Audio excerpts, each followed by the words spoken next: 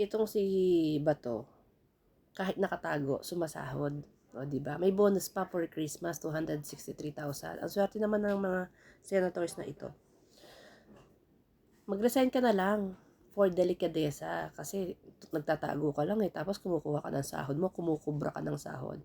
Isa pa tong si Cayetano. Senate fails the guaranteed for Bato de la Rosa. Yung daw rights niya.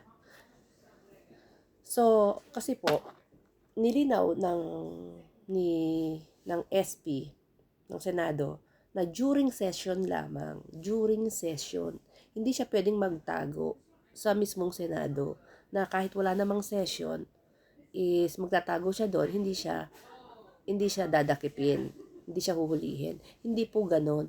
During session lamang kapag may mga hearing, kapag may mga deliberation, ganon. Pero kapag natapos na po ang mga hearing, deliberation, pwede na siyang hulihin.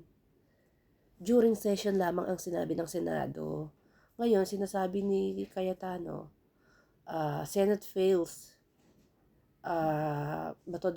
guaranteed Bato de la Rosa rights. Ba't naman kukup-kupin ng Senado ang kriminal? Diba? May warrant of arrest eh. Gusto nyo kupkupin, itatago nyo sa loob ng Senado, di lahat na lang kayong mga politiko, magtatago na lang kayo sa loob ng Senado.